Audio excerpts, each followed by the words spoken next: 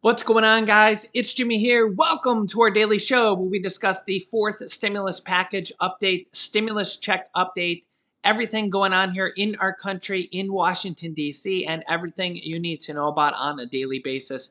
Money, investing, the stock market, SNAP benefits, pandemic EBT benefits, everything going on here. If you haven't subscribed to our YouTube channel yet, make sure to click the subscribe button down below. It's completely free to do so. New videos come out here every day at 10 a.m., 3 p.m., and 8 p.m. Eastern Standard Time. I'll keep you up to date here. And don't forget to hit the like button for us down below. You guys are amazing. We have multiple different states that are stepping up here with new SNAP additional benefits on top of normal SNAP benefits and pandemic EBT benefits for school children, paying out additional benefits there as well. In addition, we're going to probably see a lot of state stimulus checks, state stimulus programs here in 2022 as well. We've been covering that a lot here on our channel here in past videos, and we will here going forward here as well, as all states got over $1 billion in 2022, and not a single state has spent even half of that. We're probably going to see a lot of state stimulus checks here in 2022. I'll be covering that here in future videos as well. You could see the list of states that are offering additional SNAP benefits, food stamp benefits, food assistance benefits here to people who get food assistance SNAP benefits here. Here is the list for January 2022 and the dates that they are going to be paid out. Some of these states have already paid out. Here are the dates that they're going to be paid out here.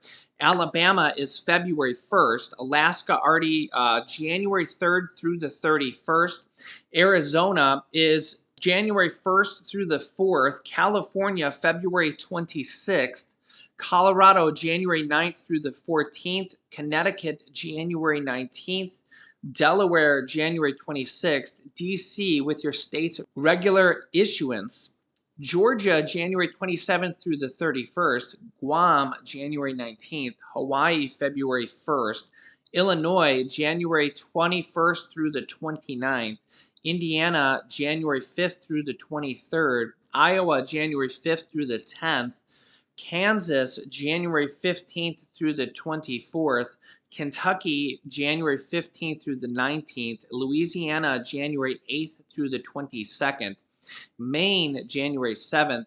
Maryland, with your state's regular issuance. Massachusetts, February 2nd. Michigan, January 22nd through January 31st. Minnesota, no date as of yet that I could see. New Hampshire, January 3rd and January 21st, so you should have got that already. New Jersey, January 1st through the 5th. New Mexico, January 1st through the 31st. New York City is January 14th through the 31st, and New York State was January 10th through the 20th. North Carolina is January 22nd through the 31st. Ohio, January 25th. Oklahoma, January 10th through the 15th. Oregon is January 10th, the 28th, and February 1st. Pennsylvania is January 15th through the 29th. Rhode Island is January 3rd. South Carolina, January 1st through the 19th. Texas will be on January 31st. Utah is on January 30th. Vermont is on February 11th. Virginia, January 16th. Virgin Islands, January 22nd. Washington is on January 1st through the 3rd and on January 20th. West Virginia, January 5th. Wisconsin, January 22nd. And Wyoming, January 2nd through the 5th. Also, we now have February additional SNAP benefits for some states. Now, the way this works here is that more states come through the month. If you've been watching my show here, you know that it started off with just a few states, and then if you kind of look through the states here, you see that more and more states, by the end of the month here, we had, there's like 40 different states here and territories here, okay? A lot of this is up to your governor, so if you don't see your state here, email, call, or tweet your governor. A lot of this is up to your governor. Okay, and this costs millions and millions of dollars for each state. So if you don't see your state here, contact your governor and your state representative. So we already have a couple states here that have already confirmed that they're going to be doing additional assistance for their residents here in February. And those states are Iowa. They're going to be paying that out February 1st through the 10th. Maryland, February 1st through the 28th. Michigan, February 19th through the 28th. Wisconsin, February 12th. And Wyoming, February 2nd through the 5th. I also believe that California has confirmed they're going to be doing February SNAP benefits as well. They're not on the list as of quite yet, but I believe California has confirmed it as well. So I will keep you up to date there as well. Also, pandemic EBT benefits. You can see here the following states have confirmed additional benefits for pandemic EBT school year 2021 through 2022. You can see the states here. Delaware, August and September benefits will be paid out in February. October benefits will be paid out in March. December and January benefits will be paid out in April. February and March benefits will be paid out in June. Indiana pays benefits quarterly. Ohio benefits pays on a monthly basis. Michigan pays out benefits on a monthly benefits as well. Minnesota has already started paying their benefits. New Mexico started paying their benefits at the end of January, so hopefully you started receiving that. Virginia will start paying out at no later than March, and then we'll start paying monthly. Wisconsin is a single distribution in April. And North Carolina says they started paying at the end of January and February. So hopefully we may see some more states jump on there as well. I believe Delaware is the most recent one to just join that list as well. So again, we're seeing a lot of different states here with SNAP benefits and pandemic EBT benefits join the kind of pandemic assistance here. These are basically additional benefits because of the pandemic. So we have school assistance benefits, SNAP assistance, which is food or food stamp assistance, that they're giving additional benefits because of the pandemic. So it's really good to see a lot of states stepping up and giving additional money to their residents here in multiple different types of program going forward. I'll keep you up to date here on these lists as they add more and more. Remember that in January, we started off with just a few, just like they're doing here for February. It's not even February yet. But as the month goes by, we'll see more and more states added to the list here for additional SNAP benefits here and the dates here. So a lot of states, like they'll pay it out several weeks later. Each state is a little bit different. As always, email, call, and tweet your representatives. You got your state representatives, your governors, and each state has their own legislative assembly. So each state has their own House of Representatives and their senators. Okay, for each state as well. We always think about the House of Representatives and senators, like Senator Joe Manchin, Senator Mitch McConnell, and Chuck Schumer, the Senate Majority Leader. But each state has their own House of Representatives and Senate as well. So you can email, call, and tweet them. You can email your governor as well and say, hey, why aren't you approving more SNAP benefits, or why aren't you sending out state stimulus checks? What are you doing with the state stimulus money that each state got? Each state got over $1 billion in stimulus money from the third stimulus check package. And each state has the vast majority of that money. Okay. I don't think a single state has even spent half of that money yet. Okay. So in 2022, we expect to see a lot of that money. In fact, the California governor, who has, remember, they sent out that stimulus check for residents of California to about 27 plus million people last year. $600 state stimulus checks and $1,100 state stimulus checks to people with children. The governor of California says they're probably going to be sending another stimulus check this year because of their budget surplus. In fact, the most recent or the last direct deposit and the last mailed checks just went out here a few weeks ago. The very last payments for California state stimulus checks went out here. But the governor of California says that there's probably going to be another stimulus check this year in 2022. So another 27 million people might be getting stimulus checks this year as well. And if California can send out 2 rounds of stimulus checks, that means other states can as well. Also, the state of Indiana has confirmed that they're going to be sending out a $125 stimulus check or tax rebate check, whatever you want to call it.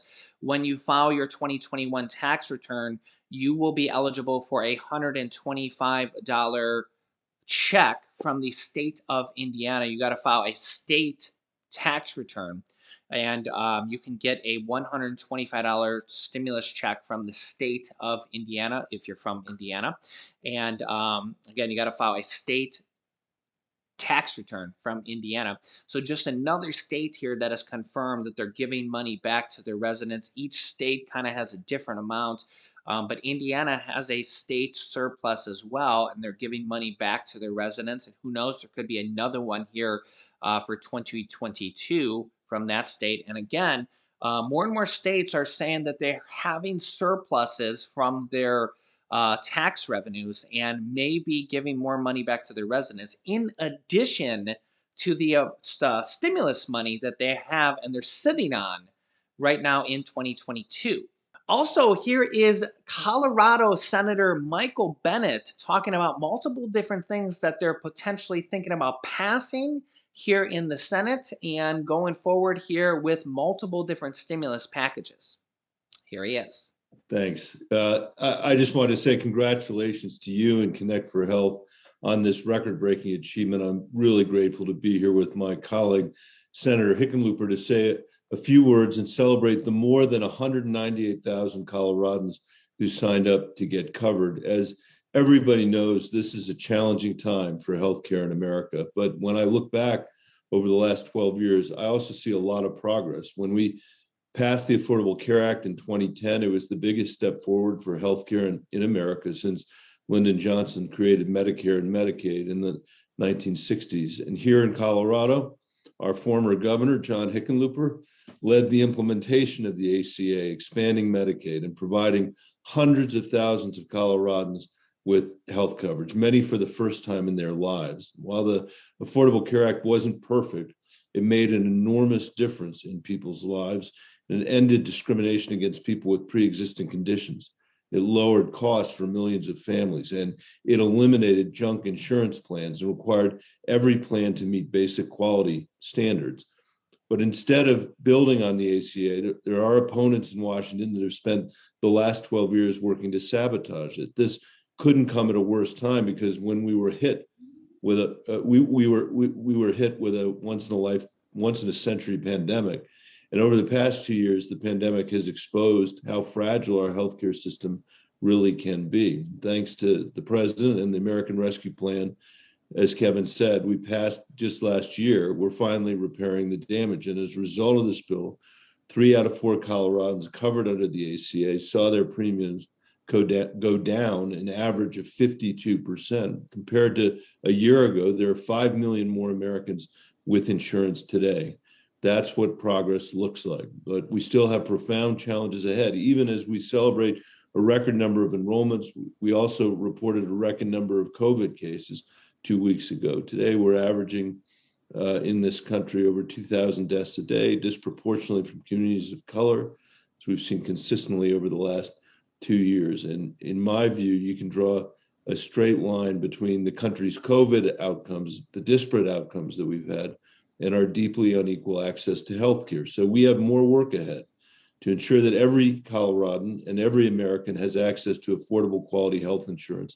At a minimum, we should extend the enhanced tax credits from the American Rescue Plan to 2025, so we can continue to build on the progress of the ACA. That change alone would provide coverage to another 87,000 Coloradans. I'd like to go further and make these tax credits permanent. I'll say one last thing. We also need to address the shamefully high cost of prescription drugs and take on the mental and behavioral health crises in this country. And that's what I'll be working on as I head back to Washington next week. Congratulations again to Connect for Health on this tremendous success. And thank you for all you're doing for our state and for citizens that are searching for healthcare. I'll turn it back over to you, Kevin. Thank you. So yeah, there's a lot of potential different things that they're working on right now, including lowering the cost of prescription drug pricing, and that would help over 100 million Americans that do take prescription drugs. We just had that program launched by Mark Cuban, but of course, that's just an option for people, and that is not covered by insurance, but that is a low-cost option launched by Shark Tank star billionaire Mark Cuban, which is an option people can go to. But a lot of people may not want to go there. And if people can just get their prescriptions from their normal place that they go to and get the cost lowered, that would be a great option as well. So lowering the cost of prescription drug pricing is a battle they can continue to do, and one that they want to pass with the Build Back Better stimulus package. They want to do this by law, by forcing pharmaceutical companies to not be able to raise prices more than a few percentage points each year, and to also be able to get the Medicare and Medicaid programs, government programs, to be able to negotiate the cost of these programs. Remember that the United States sadly pays more for prescriptions than any other country in the world by a long shot. And unfortunately, we just get gouged as a country. We're just kind of taken advantage of. I don't know if there's any other way to say it. These companies are just allowed to charge us more. And a lot of that has to do with kind of the way our insurance is run, the way the insurance companies are run, and kind of the way we're billed. And yeah, it's just kind of, we need some reform there. And when you look at like the cost of insulin and kind of the way that that price has gone over the years, if you've kind of ever followed that story, insulin is not very expensive to make, but yet the cost has just literally gone from a few dollars to hundreds of dollars in certain cases. It's just insane. It's just insane. It's just one example of why is this so expensive, and it's just kind of, pharmaceutical greed, a lot of people would say, and it's a life-saving medication that people need. Some people can't go without, and it's a really really sad story that some people literally die because they don't have it. And yeah, it's one of those things. We think about blood pressure medication, we think about asthma inhalers, we think about insulin, we think about all these kind of things, right?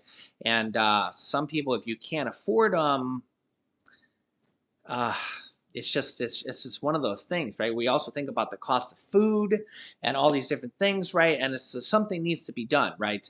The Biden administration is right now looking into the price of food and supply chains. They're actually going to be spending $1 billion to reduce the cost of meat, and they're actually kind of going to be taking away, because the problem with the meat industry is that it's only run by a few large manufacturer and distributors, and they're actually going to be kind of breaking them up by investing $1 billion into some other manufacturers to increase competition, which will help lower the price of that. So it'll be interesting to see what happens there, because the problem is there's kind of a monopoly there, and the price has risen dramatically on meat, kind of unfairly.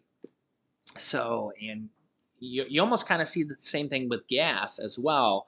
I just shared this story here in the earlier video that oil has broken over $90 a barrel for the first time since 2014 on the Russia tensions.